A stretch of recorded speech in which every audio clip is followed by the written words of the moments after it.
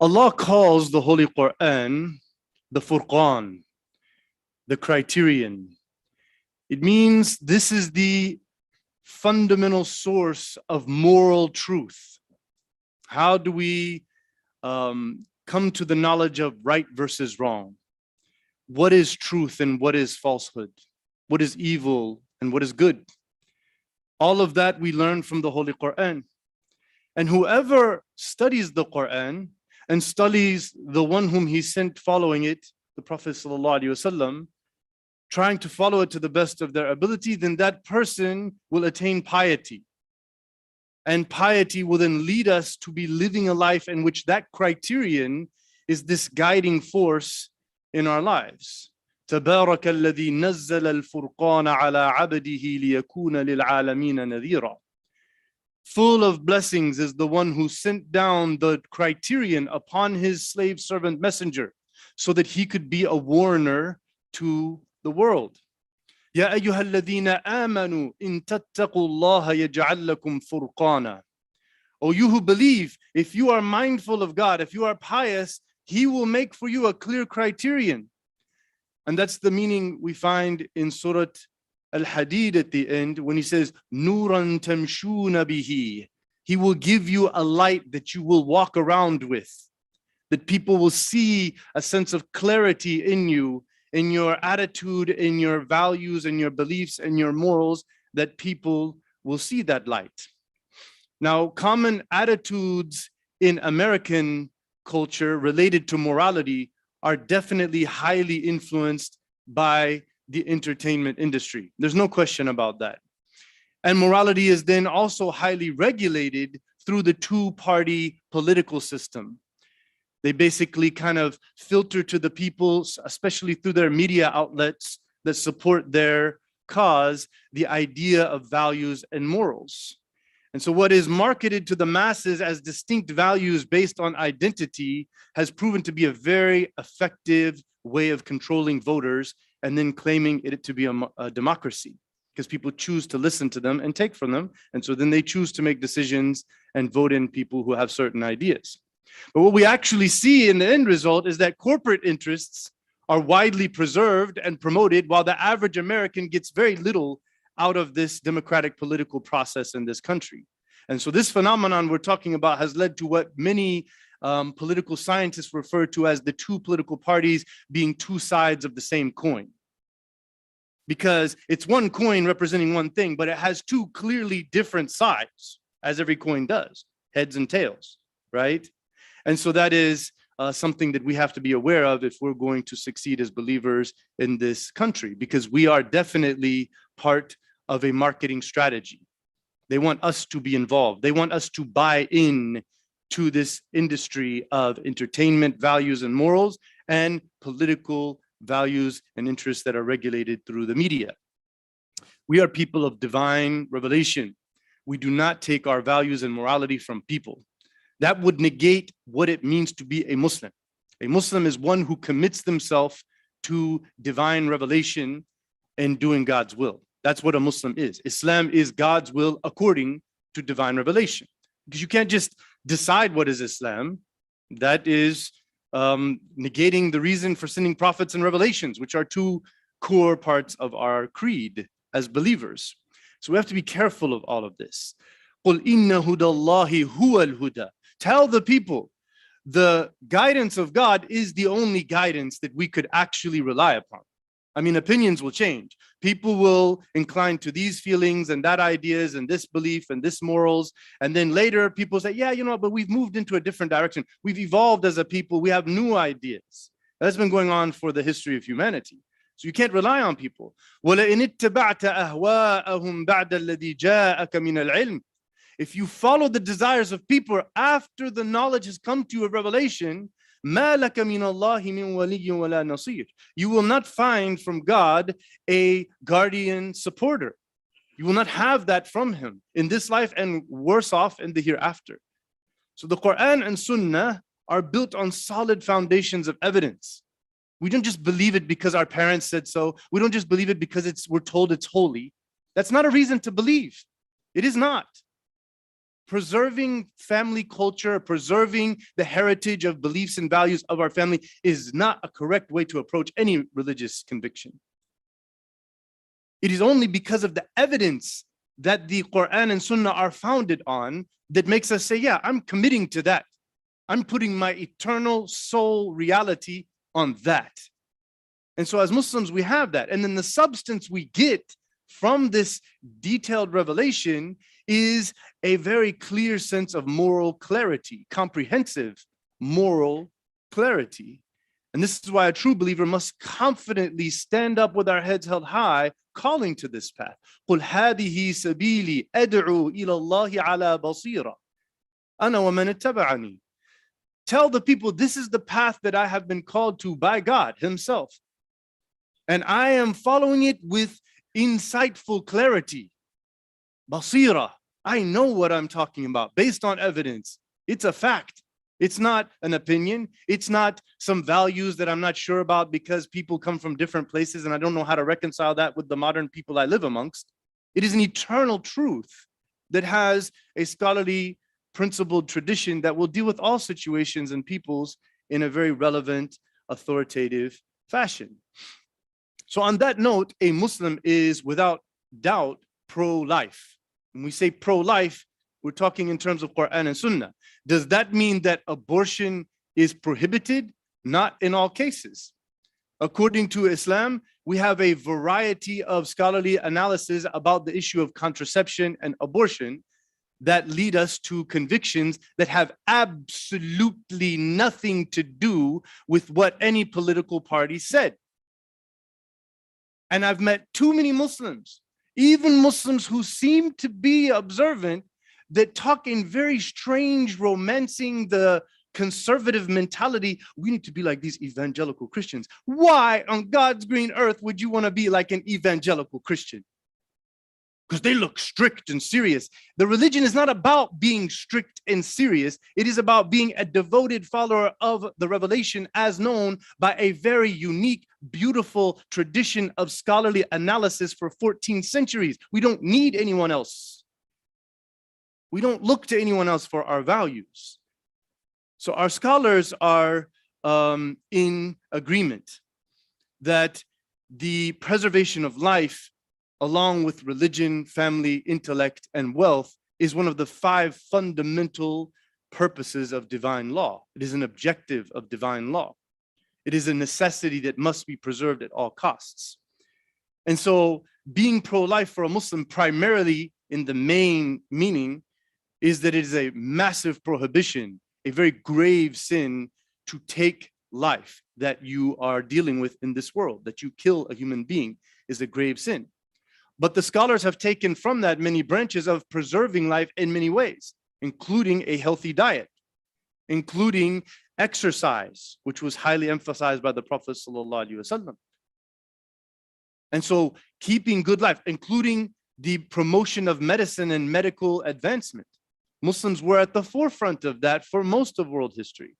It's only been the last 3-4 centuries we kind of fell off of our theologically, spiritually, religiously guided and fell into this under leaders and rulers who could care less about the civilizational teachings of Islam and more so caring about their own power and legacy as a ruling family and as a ruling culture and tribe. And so we have to know our history, we have to know our religion, we have to be able to communicate who we are based upon basira, a insightful clarity that you know what you're talking about, you know what you call to. So it's important for us that we look at this issue from the steps of ayat and ahadith.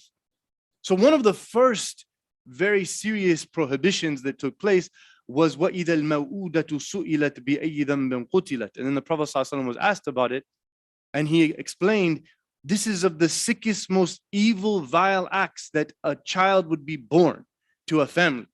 And then the male figures of that family will see that that child is a female, and they would feel a disgrace to their family, and they would go bury that child alive.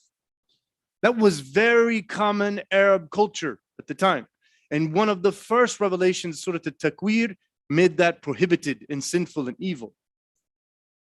And so that is giving us a framework, but that is clearly a born child. Of course, having children and looking to care for them and bring them up and make them with the best environment, with the best values and the best teaching and health that they could possibly have is a huge act of worship in Islam. Again, we have to break free from this notion that worship is this narrow funnel of secularized thought, which is worship means you read Quran, you pray, and you fast, and that's worship. Then the real world life outside of that, outside of our little worship thing we have here, is just what you do in your life as a person. That's secularism. That is something that is not the way we look at it as believers. Choosing this job or that job, this education or that education to raise a child are all fundamental core aspects of worship, because God has told us to do these things in certain ways. Obeying God, doing what pleases him, is the definition of worship. And so we have to see everything that we are doing as an act of worship or not. And we have to increase our level of worship in our lives to truly be servants of God, which is what a Muslim is. So again, that notion of the unpracticing Muslim, either he's following Islam or he's not following Islam. You can't be a non-spiritual, non-religiously observant person who is committed to the will of God by revelation, which is what Muslim means. We can't let Muslim become a cultural identity of ethnicity. It's not. It's a way of living based upon conviction. It is the natural order of the relationship between creator and creation. Every atom in the universe is doing the will of God. Every body walking on this earth is functioning according to the will of God. It is all Muslim. The human being is burdened and blessed with this freedom and this responsibility of choosing to make conscious decisions either in favor of the will of God or not. No other animal being that we know of has that choice. So when we look at the majority of scholars in history, they have allowed contraception, the planning of pregnancy. Why? Because there's authentic hadiths that the Prophet ﷺ approved that among his companions. Coitus interruptus. And so then therefore they said, okay, planning is acceptable. There is no such blanket permission to avoid, or this is not a blanket permission to avoid having children for whoever doesn't want to have children. That's not what the teaching is. The teaching is planning the ideal format for raising your family, for having a family. It's a case-by-case fatwa to planning your family, and they look at logistical realities, where you're living and where you're going to move, what's your situation on education and financial and all of that as a whole. It is wrong to say, I feel like I'll be poor and I can't provide for this child, therefore I'm going to use contraception. Islam doesn't allow that. But to say my holistic reality, the mental state of us as a family, as my wife, how she is able to deal with this is not comfortable right now. So we're going to plan it. So they said that's perfectly okay to plan your family. These are the reasons why the Prophet ﷺ himself would have done it. In terms of abortion, Islam does not categorize any unborn fetus with a beating heart as a human life that cannot be taken. No scholar has said that. No scholar in the history of Islam interpreted Islam that way. That is a Catholic and evangelical Christian way of thinking, and for many Orthodox Jews. And we are not trying to follow Christians and Jews. لن ترضى عنك اليهود ولا النصارى حتى تتبع ملتهم. They're hoping that from you, that you will lose your value and you'll go along with what they are saying, which we've seen throughout history, the complete dwindling and loss and confusion of revelation itself among those communities. And then in a modern world where now we can just, even what we do have, what they say we do believe in, now we can compromise that for the popularity of social practices. And that's very common and widespread amongst them. And it's starting to happen among Muslims. And the powers that be are very much hoping for that, because then economic and political interest becomes the final source of morality, right? When economic and political interest takes over, and that becomes the source of morality, then who decides what's right and wrong? People who have political and economic power. That's what they're doing. That is the world plan. Are you going to be part of that? Or are you going to be a Muslim? La ilaha illallah, Muhammadur Rasulullah. That's a big decision. It requires a level of commitment, which that commitment can only be there if there's a level of knowledge and understanding and purpose and meaning. So some ambiguous ayahs from the Quran, it give us guidance about what is the nature of the child and the fetus and when is there a soul. But when we look at an array of authentic hadiths, we see very clear how we understand the nature of this fetus inside of the mother's womb. And what we see is that there is a consensus of scholars that based upon these very clear authentic hadiths, that after 120 days after conception, that the angel is sent from heaven down to the mother's womb and puts the soul into that fetus. Meaning what? Before that, there is no soul in the fetus. It is a beating organism inside of the mother, but it is not a soul that is a life like a human life like we understand. And so we look into these texts and we see that even with those, a small minority of scholars prohibited any interference in the womb. They're not saying because it's equal to killing a human life, they're saying this is a sacred place that we should preserve regardless of the 120 days or not. So be careful with that. But looking at the text, most scholars have actually advised to abortion throughout history during the first 120 days when there is rape or incest, or in the modern era when the science is conclusive that this child is going to have serious defects and handicaps. They said before 120 days, these are reasons you could and should, for your best interest, have an abortion, because it's still not, the soul's not there. It doesn't have its ajal and all of those things. It's life and what will happen on the rizq. It's not there yet. It's not that yet. You understand from the hadiths? So now there's a reason to do that, a very strong reason. And in the majority also allow abortion on a case-by-case situation, not a blanket allowance. If there are serious concerns, just like for contraception, related to mental or physical ability to raise the child properly.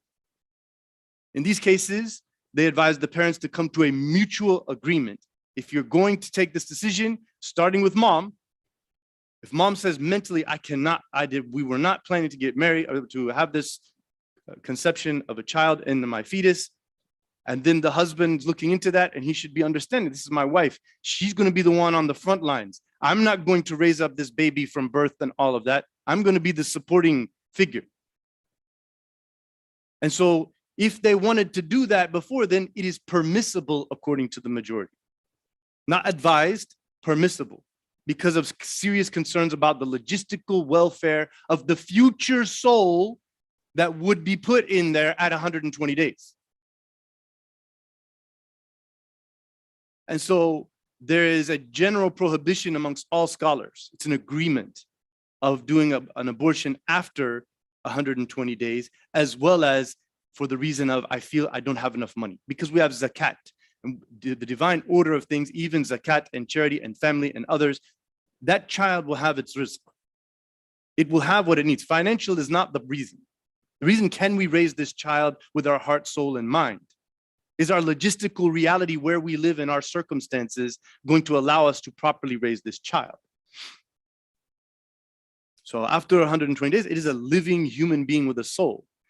But even then, our scholars are in agreement that that living being with a soul in the womb after 120 days is not the same as a child who's been born into the world.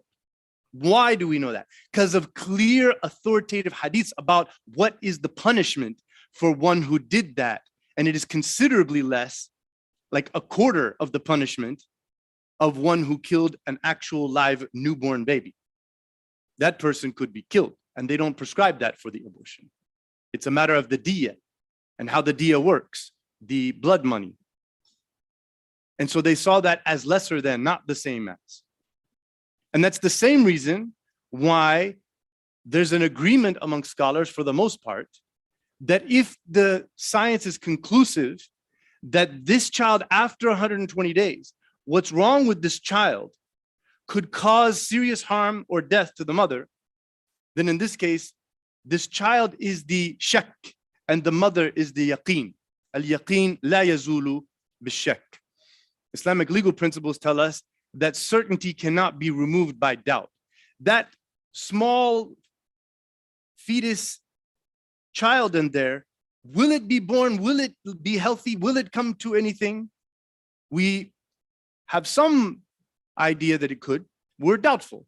But is this mother a living human being that we can save her life by stopping this one from hurting her? Yes. So scholars prefer the mother, the living mother, over them. By the way, this same exact logic is embraced by almost all Orthodox Jews. The exact same legal thinking. That's their legal principles.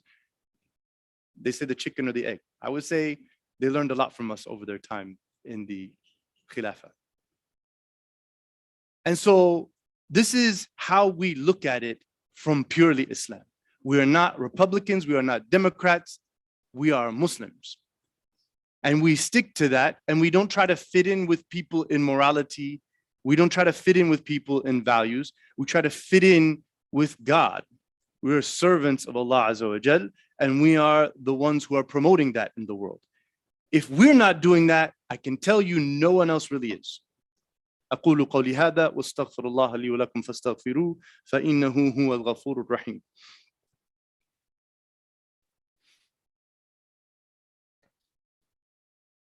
بسم الله والحمد لله والصلاة والسلام على رسول الله وعلى آله وصحبه أجمعين. We have been mentally attacked for 21 years. And that's even many of us who actually are aware of the attack, adults. Our kids don't even know how serious what they have been going through growing up in a post 9/11 world.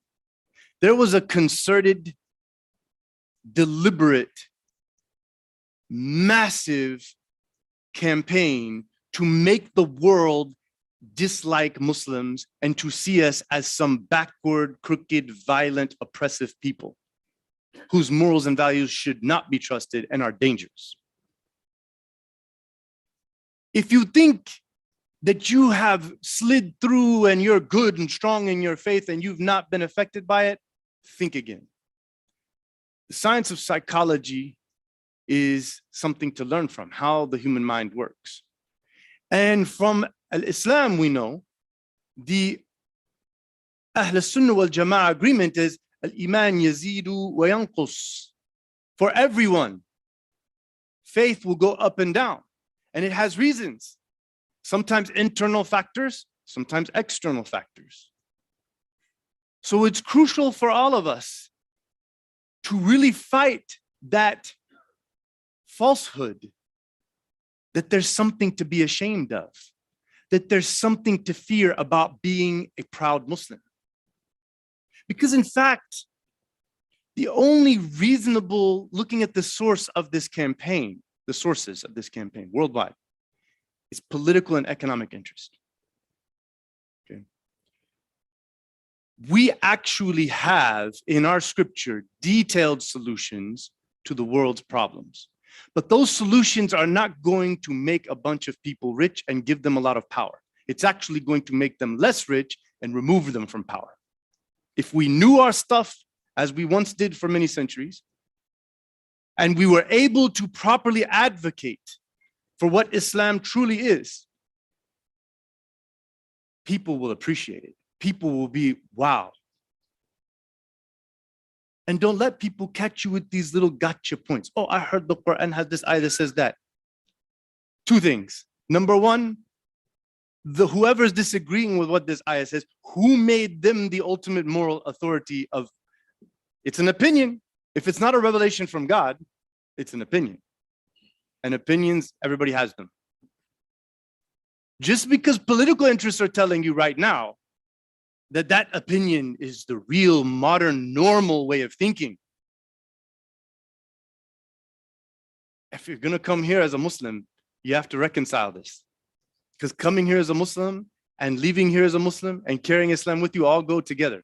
It's not just a compartment of your life that you come here on Friday and you did your Islam, now you go back and you do whatever. It's a whole package. So on this issue of abortion, I think if we're actually very principled in a deep way, it's hard to swallow this pill. And it's related to other issues that people struggle with. As you can see, among doctors, among individual citizens in this country, there are various ideas and beliefs about how do we understand what this fetus is. You know what I'm saying? So many different people in this country that does not have a religion or an actual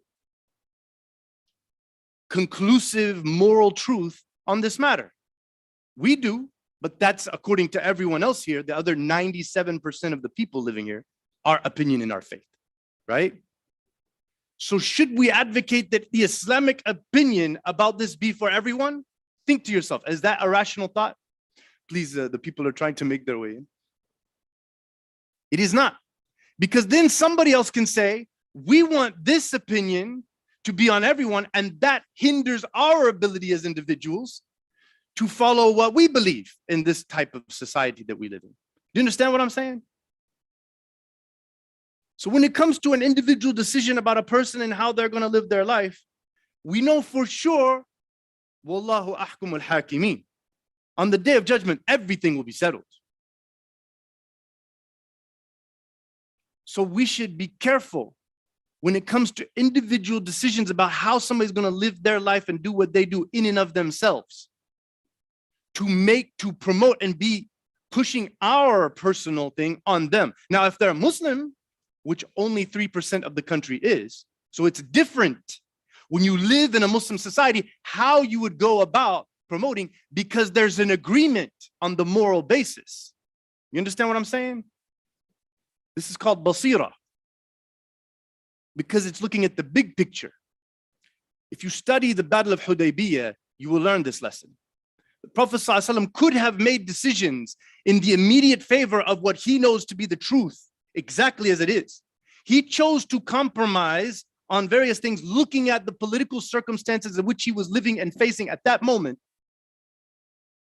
And Allah called it Fatham Mubina, even though they came back without their umrah, with rules against people following and practicing Islam, as we know the Quran and Sunnah says they should and can. And this is the insight that only someone raised here who understands the principles of Islamic law. And I'm not saying I did this, many scholars here think this way. Those that are saying what they say over there and making you think, oh, okay, this is how it is. Those people are compromising. No, they're irrelevant to here. And I would like to challenge them. How well are you doing over there with your absolutist ideas? Look at your society around you. Are you shining the beauty light of Islam in society, and the whole world is saying, wow, look at these Muslim lands, how they're doing it. So be careful from that attitude. If we're going to come up here raising generations of people who live here, we have to be deep thinkers, big picture, as the Prophet ﷺ was his entire mission, as Allah was. Allah did not send down a book. After the cave, he comes down, he goes into his house, and then Jibril says, yeah, Islam is Islam. Here's the entire Quran. Enforce it on everybody equally. Is that what happened? It is not what happened. Allah knows and understands the circumstances of living in political and social realities require certain elements of growth and change. At-tadarruj fi at-tashri'. It's written in all usul al-fiqh books. It's written in the ulum al-Quran books. It's written as commentary in all the seerah books. Some common simpleton people dressed up as ulama are spreading stuff that is ruining us on an international level. There are great scholars who say things right, and they say, oh, those scholars are modern, you know, whatever. No, those scholars are dealing with reality according to Islamic law. As, you know, one of the scholars, he said, I see some people reading a book that was written by a scholar 1,000 years ago. He walks around in society like this. Hey, guys, do this and this, because my book here, it says this. If you just take the book down and then look at reality and see what's happening, he will then say, oh, I clearly see that some of these interpretations by these scholars that were written down 1,000 years ago are not relevant and not helping for today. It's not about memorizing rules and applying them on everybody the same. If it was, would there be Hanafi, Shafi'i, Maliki, Hanbali? And that's just 4 among many. Those just got lots of very dedicated students who went around spreading their teachings. There were dozens of other prominent scholars just like them in the mind that had big followings, but their students weren't adamant enough to spread, and they didn't have political powers like the Ottoman Empire to make Hanafi the standard of the entire empire for a very long time. That was a political decision made by human beings living in Turkey. That was not some divine revelation that we should all stick to and never challenge or question, as people say incorrectly. And so it's important for us to have this deep discourse about what Islam is. We will preserve what Islam really is, and we will promote it, and people will want to become Muslim because they will see it's not just some rigid rules for the sake of rules memorized and regurgitated everywhere the same without any good results being seen.